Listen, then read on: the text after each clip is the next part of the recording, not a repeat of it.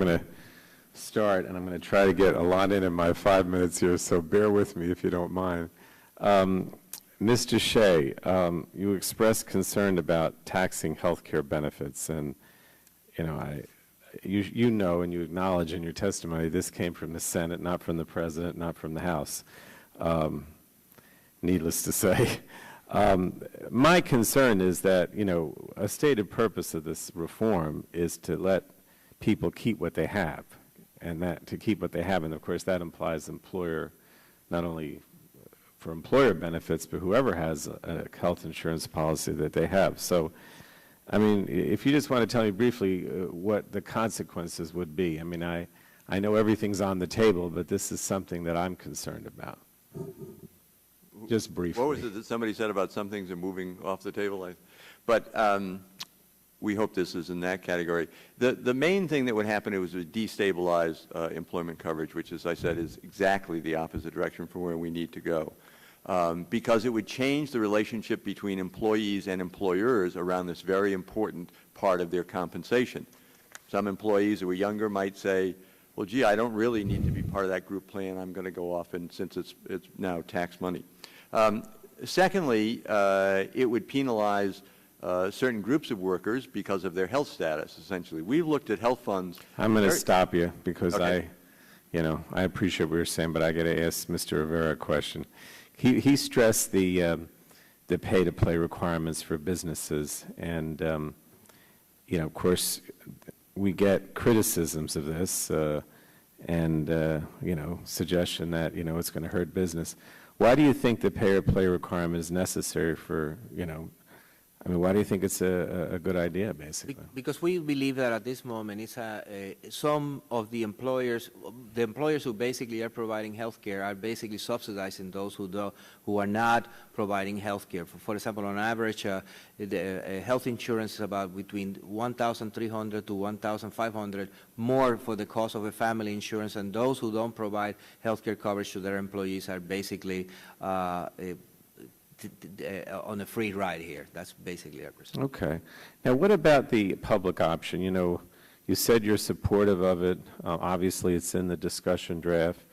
Are insurance market reforms enough to drive down costs and ensure coverage for all, or you think the public option is an essential piece of the reform? We believe that it's an essential part of the reform, sir, and we believe that it will be a very important contribution to lowering the cost of health care.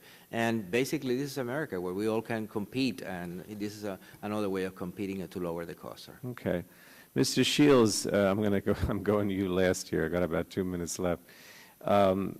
You criticized the public option, and just for purposes of full disclosure, the study you mentioned, my understanding, and tell me if I'm wrong, is it was completely funded by an insurance company. You said in your written testimony you're the senior vice president of the Lewin Group, and your group my understanding is your group is 100% funded by United Health Group, one of the largest insurance companies in the country. Is that accurate? We are owned by United Health. We have a 36-year tradition of doing.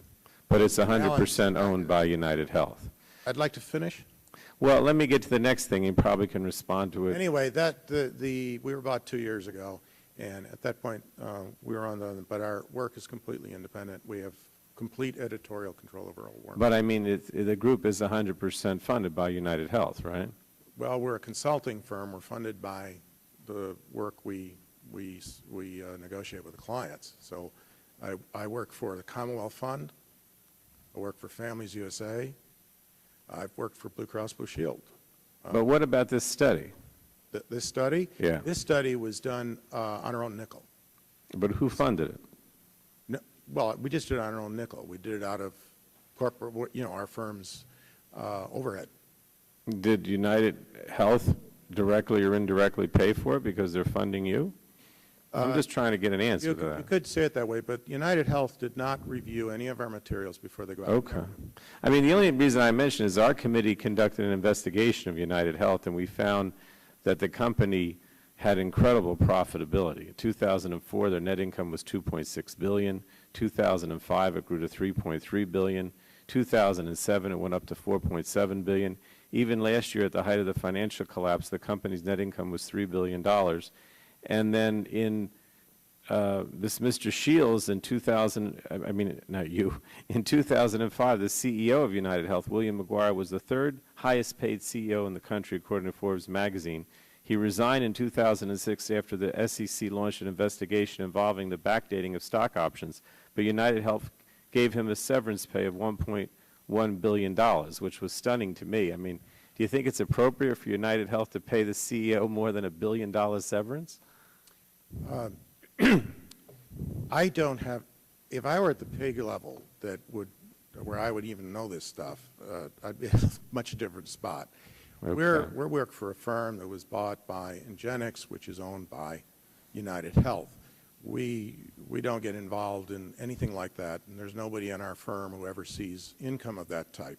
Okay. You can only imagine how surprised we were when 2 years ago we were bought, but they quickly assured us that they wanted us to maintain editorial control of our work, to continue our 36-year tradition of non-biased, objective, nonpartisan work. All right. Thank you. That's all I'm about. No, I appreciate that. Thank you. Mr. Whitfield. Well, thank you, Mr. Chairman, and I want to thank all of you on the witness panel for being with us today. We genuinely appreciate your testimony as all of us attempt to get through this legislation and understand as best we can what the ramifications and implications of the legislation will be. We hear a lot of discussion about the public plan, the public option, and I know some of you are opposed to it, some of you support it. What I hear most of all from members of the committee, the concern is that if you have a public plan, many people will leave the private plan, their employer plan, and go join that plan because the costs are lower, which is certainly understandable. But eventually, you can basically destroy the employer plans because everyone's going to leave, and then you're up with one big government plan. And maybe that's okay, except the Medicare system can be criticized in many ways, particularly because of the cost escalations. And I'm saying that because Medicare is basically a U.S. government plan, and if this public option goes the way some people will say, that's going to be a big government plan. And I make one comment. In 1965, when they started the Medicare program, the Congressional Budget Office did a forecast that in 1990 that plan would cost $9 billion. It turned out to be almost $200 billion by 1990. So that is an astronomical miscalculation. So, Mr. Shade, you represent the AFL-CIO? Yes, sir. Okay. Well, tell me, the argument that I made that if it's less expensive, more people are going to move over there and it's going to weaken the private system, does that concern you, or do you think that that argument has a merit? Well, as I said, Congressman, we start out saying that we need to address cost containment, just like others on the panel have said. That's job number one. If we don't control these costs, nothing else is going to be done in healthcare. So how do you do that? Well, there are several ways to do it, but the public health insurance plan is one. You can calibrate the rates in the public insurance plan. This plan proposes Medicare rates. You could do Medicare plus 10%, or you could do halfway between private. That would all affect this. But the notion is to put some competition in an insurance market that now doesn't display any competition. What we have are really close relationships, in my view, between insurers and providers. And that's the problem that we have to change. It was what Mr. Conklin was talking about. We're just trapped by this. So okay. There are other ways to do it, but this is what the competitive model is. Okay, thank you. There are other ways to do it. And Mr. Reiser, would you make a comment to the argument that I put out there that people are making? Yeah, the concern that we have about the public plan option is Medicare currently underpays, and there's a significant cost shift onto the private employers, which is a big problem in the current system. A public plan option, we believe, would exasperate that, particularly a public plan option as outlined in the proposal that would pay Medicare rates. That would just exasperate the system. The second problem that we see with it is if people do leave the employer pool, that is going to weaken our risk pool, lead to higher costs for the remaining employees, and over time will weaken and potentially destroy the employment-based system. Yeah. Yes, sir, Mr. Rivera. Yeah, one of the things that, for example, we have in New York State a healthcare plan which provide healthcare for healthcare workers in the greater New York metropolitan area, and we pay about $8,500 for family insurance. Upstate New York, where only one of the insurance companies basically dominates the market, we pay up close to $17,000. So basically the idea of the public plans is to come into markets where basically are concentrated by only one insurance company, and there's a case of Maine, New Hampshire, and you could see high-cost areas where basically the lack of competition of that basically insurance companies don't come into those areas, and the cost of healthcare goes up. Mr. Castellani, how do you pronounce Castellani. it? Castellani. I know the Business Roundtable is comprised of very large companies, but what are your views on the pay-or-play provisions of this bill? Well, pay-or-play is almost an academic issue for us because, indeed, on the surface, all of our members provide health care, and we want to continue providing it. The problem that we see with the concept of pay-or-play is that we need to bring into the health care system all those people who are currently not covered or can't afford to be covered because we're paying for them through the kind of cross-subsidies that Mr. Reiser referred to. We do not see the merit of forcing companies to buy something that they cannot afford, particularly the small businesses. And so pay-or-play, we think, can be dealt with if we provide the kind of competition that both Mr. Rivera and I think all of us would agree on, but we think it is best provided through reforms in the insurance market. Because in addition to what Mr. Reiser said, that is, the public option plan exacerbates the cost shift. It potentially erodes our risk pool and leaves and causes younger, healthier people to leave, quite frankly, who can get a lower premium. But it also does something else that hurts what we all want and we all talk about, and that is we see much more innovation in terms of delivery, in terms of wellness, in terms of prevention, in terms of quality, in terms of information technology, the kinds of things that will reduce costs and increase quality coming out of the private sector. We're concerned that a government-run program, as we see now in Medicare and Medicaid, just doesn't have the ability to innovate, so we also lose out on the ability to gain from those innovations. Thank you. I see my time has expired. Ms. Capps, our Vice Chair. Thank you, each of you, for your presentations. It's been a good panel. You waited a long time, many of you, because it's been a very long day of presentations and different panels on this topic of healthcare reform. I have questions for two of you because there's not enough time, only 5 minutes. My first question will be for Mr. Rivera with SEIU. In your testimony, Mr. Rivera, you expressed that individual responsibility must be augmented by measures to ensure affordability. It seems fair to think that our healthcare system should meet hardworking Americans halfway. For this reason, SEIU supports affordability credit for families between 133% and 400% of the federal poverty line. Why do you believe it's necessary to offer these credits for families up to 400% of the poverty level?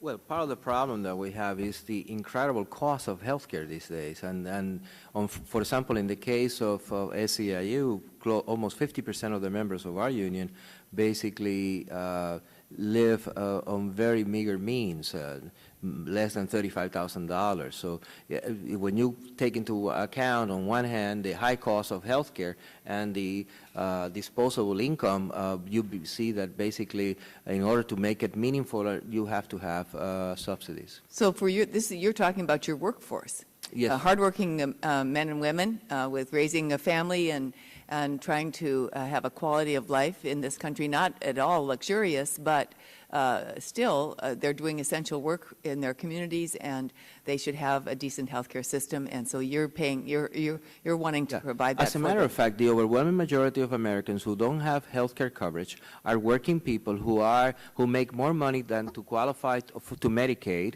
and are not all enough to qualify on Medicare. And then the question that they have, Which they don't- shows you Yeah. one of the disparities, that the premiums are so expensive that you really, if you're going to have your own private insurance plan, if self-employed or whatever, you have to be upper middle class or wealthy That's correct. in order to pay for it. And that's one of the major challenges that we face in this country right now. I'm sure you would say that.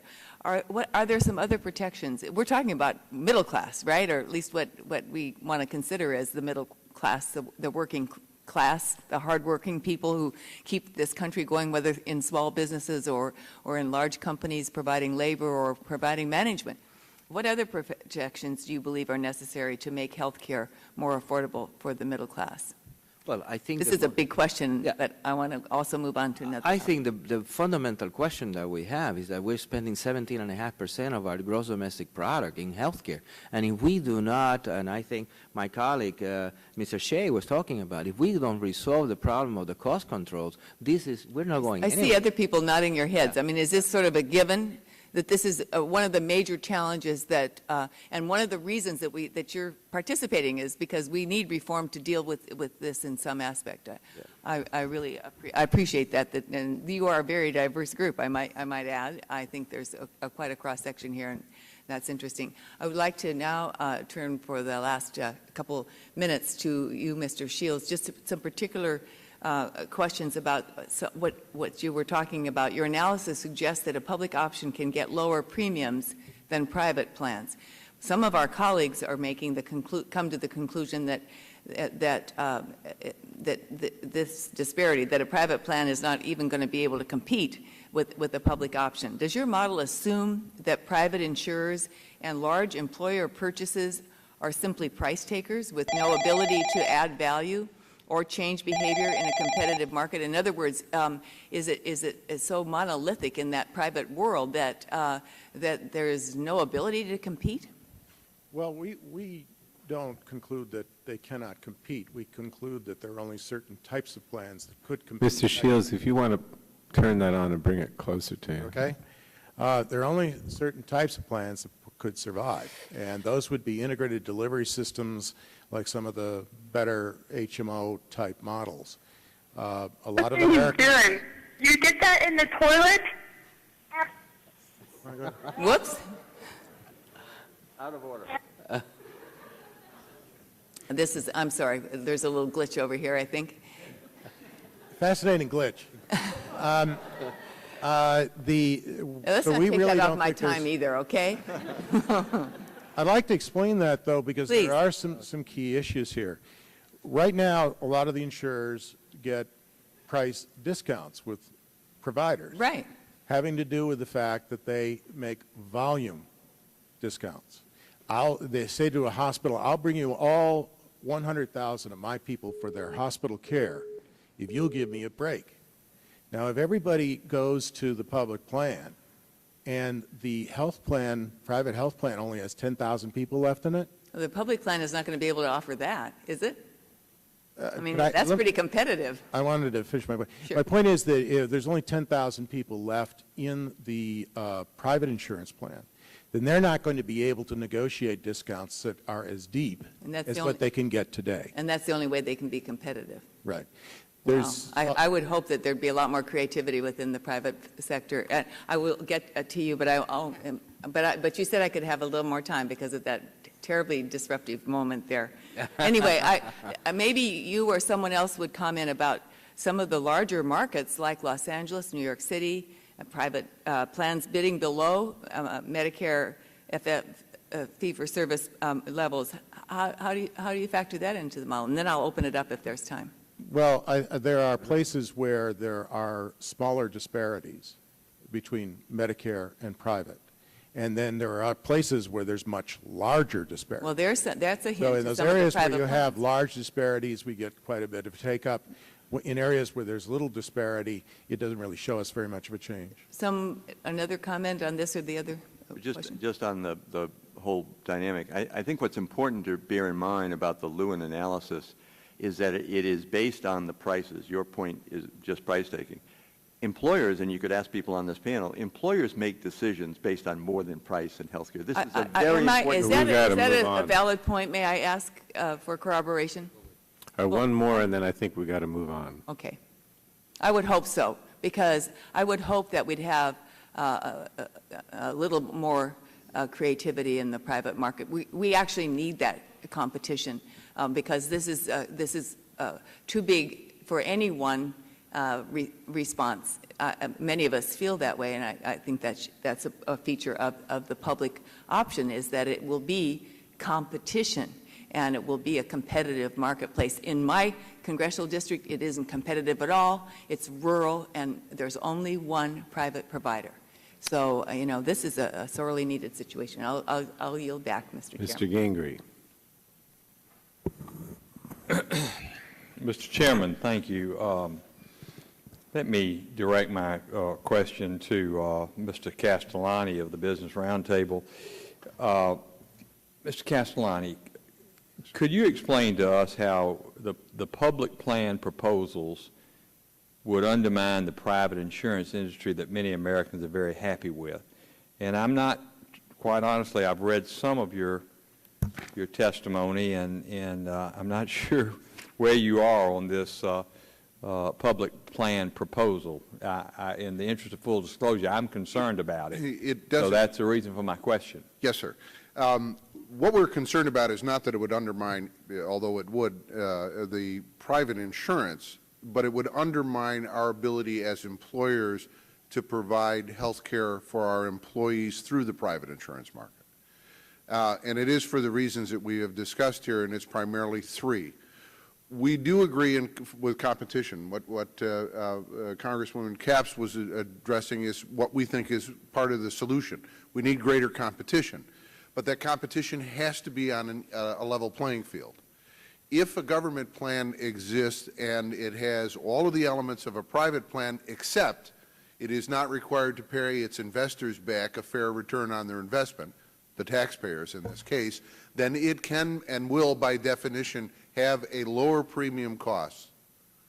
So the first effect is we would lose people who could qualify and would move to that lower premium from our plans.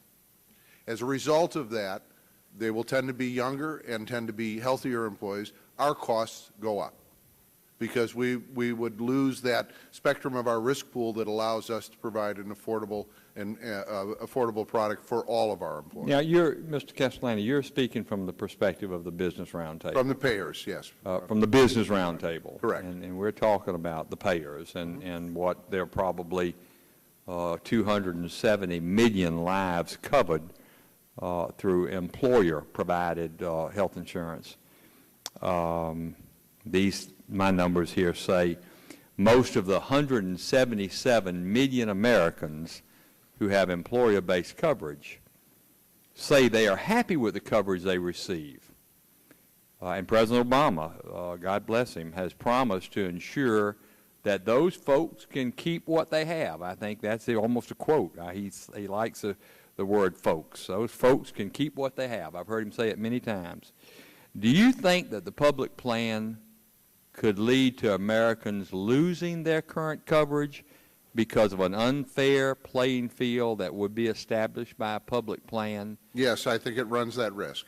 All right. Well, I tend to agree with you. Now, describe for the committee and for everyone in the room, what are some of the unfair aspects that could be attributed to a public plan that we are concerned about, that you're concerned about, that the Business Roundtable is concerned about? Well, as I had answered previously, a lower premium cost would be attractive to some of our own employees for which we provide coverage now.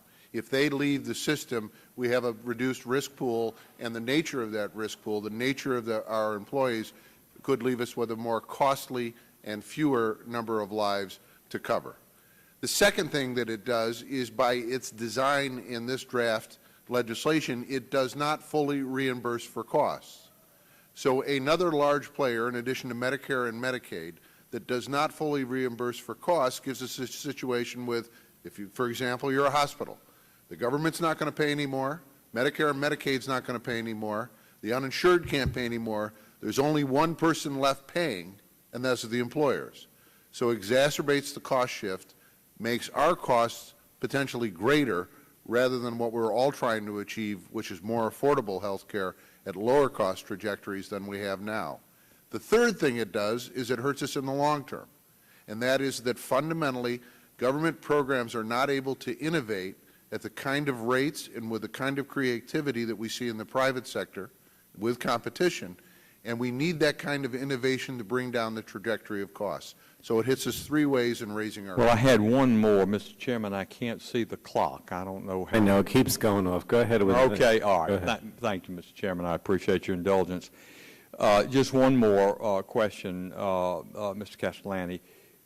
Under this bill, I'm sorry, under this draft proposal, a tri-committee draft proposal, did you see anywhere that describes what would happen if the public plan did not set the premiums and the cost sharing high enough to cover its cost?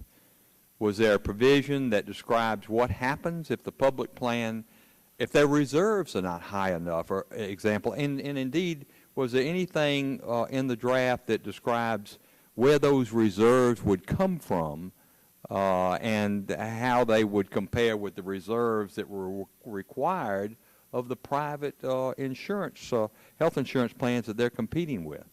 I don't believe they were, at least in my reading of it and analysis of it, they weren't specified. They say there are reserves will be provided for. But the one thing that is missing, even whatever levels they would be provided at and the networks would be provided at in the public plan, the one thing that is missing is a fair return on the people who invest in the capital that allows that public option to exist. If you don't have that, you always have a cost advantage. Well, I thank you very much, and I'm sure my time has probably already expired. Mr. Chairman, thank you for your indulgence. Sure. I appreciate it, and I yield back.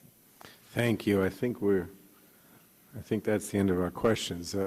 Thank you very much. We appreciate it. I know it keeps getting later. We have one more panel, but you may get, as I think you know, you may get some additional written questions within the next 10 days, and we'd ask you to get back to us on those. Thank you very much. And we'll ask the next panel to come forward.